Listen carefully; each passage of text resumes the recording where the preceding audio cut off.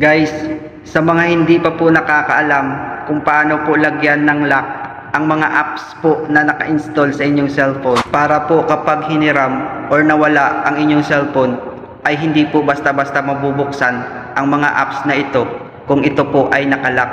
Kung interesado ka pong malaman kung paano po lagyan ng lock ang mga apps sa inyong cellphone, sundan mo lang po ito. Pero bago natin umpisahan, ay pakipindot po muna ang follow button sa tabi po ng aking pangalan. Tapos na po ba?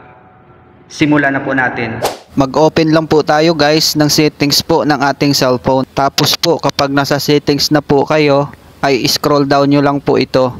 Hanapin po natin dito ang security. Dito po sa security, kapag pinindot nyo po yan, ay lalabas po dyan yung app lock. Sa ibang settings po ng cellphone, sa privacy po nakalagay yung app lock. Kapag hindi nyo naman po makita yung app lock, i-search nyo po sa search engine sa taas.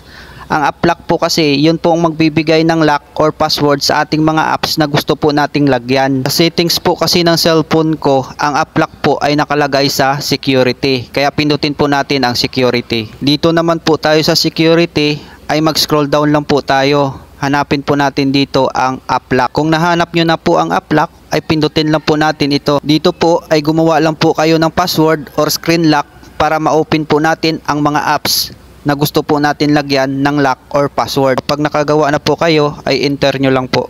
Dito po ay pwede na po tayong mamili ng mga apps na lagyan po natin ng password or lock sa ating mga cellphone. Halimbawa po ito sa akin, ang lalagyan ko po ng password or lock ay ang Facebook apps. Kung mapapansin nyo po ay hindi pa po yan nakalock ang ating Facebook apps. Pindutin lang po natin, tapos i-activate po natin ang enable password. Kapag na-activate nyo na po or na-turn on, ay mag-back lang po tayo. Kung makikita nyo po ay meron na pong lock ang ating Facebook apps. Pagkatapos po ay puntahan nyo lang po ang inyong Facebook application sa inyong cellphone. Pagkatapos po ay pinutin po natin ang Facebook application para mapatunayan po natin kung may password na po siya or may lock. So ayan po, meron na pong lock or password ang ating Facebook application.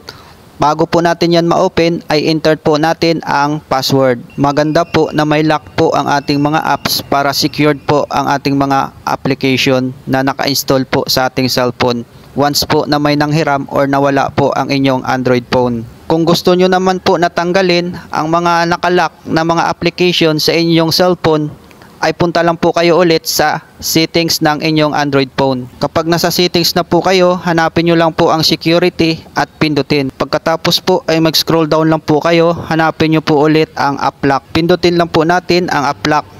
Same process lang po ito kung ano po ang ginawa natin nung umpisa. Pagkatapos po ay enter nyo lang po ang password or lock na nilagay nyo po kanina sa inyong cellphone. Pagkatapos po ay mag-scroll down lang po kayo, hanapin lang po natin dito ang Facebook application na nilagyan po natin kanina ng lock. Pindutin lang po natin. Tapos po, i-turn off po natin ang enable password. So ganun lang po siya kadali at kasimple kung paano po maglagay ng mga lock or password sa ating mga application na naka-install po sa ating cellphone.